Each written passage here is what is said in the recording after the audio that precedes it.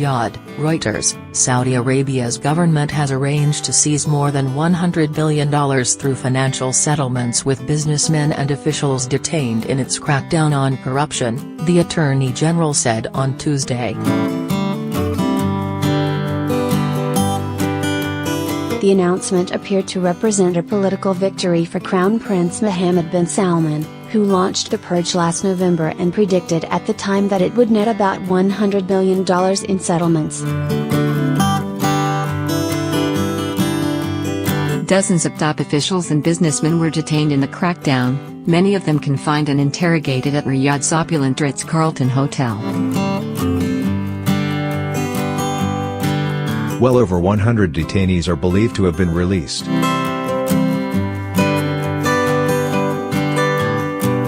Billionaire Prince Al-Walid bin Talal, owner of global investor Kingdom Holding, and Walid Al-Ibrahim, who controls influential regional broadcaster NBC, were freed last weekend. The estimated value of settlements currently stands at more than 400 billion reals, $106 billion, represented in various types of assets, including real estate, commercial entities, securities, cash and other assets, Sheikh Saud Al Mojeb said in a statement.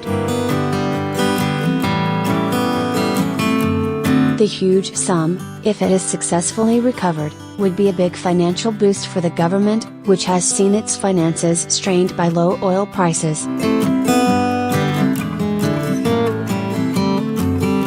The state budget deficit this year is projected at 195 billion reals.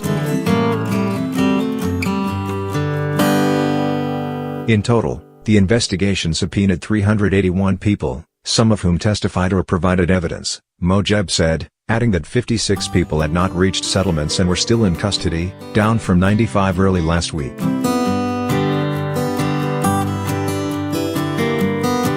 The government has generally declined to reveal details of the allegations against detainees or their settlements, making it impossible to be sure how much corruption has been punished or whether the $100 billion figure is realistic.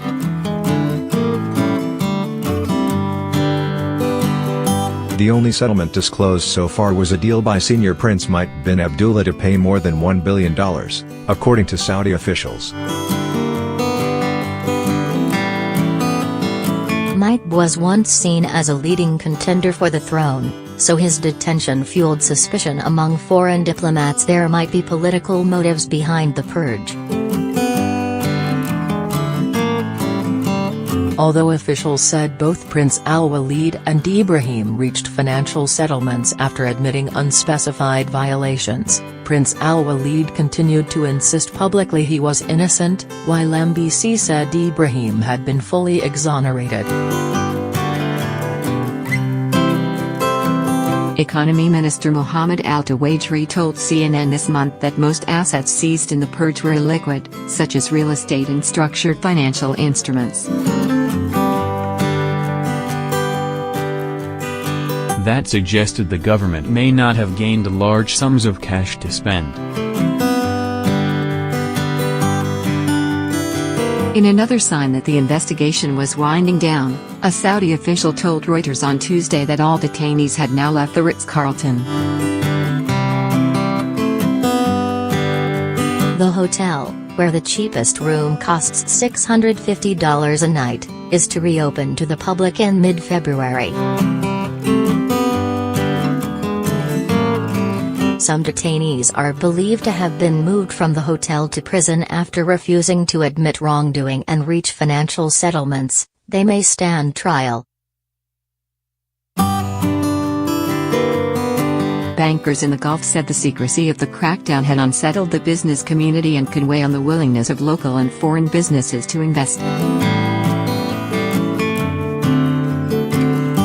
It's reassuring if this situation is finally at an end, as the process was not clear from the start, and at least if it is now ended, that provides some clarity and closure, said a banker who deals with Saudi Arabia. But Prince Mohammed appears to have won widespread approval for the purge among ordinary Saudis, partly because the government has said it will use some of the money it seizes to fund social benefits. what has happened is great, it will be counted as a win for the government. Whoever the person is, he is being held accountable, whether a royal or a citizen, said Abdullah Al-Ta'ibi, drinking at a Riyadh coffee shop on Tuesday. An international financier visiting the region said authorities' tough approach might ultimately prove effective. There are many different ways to fight corruption and not all of them are effective. Ukraine tried to do it by creating institutions, but that hasn't really worked as that approach doesn't change behavior, he said.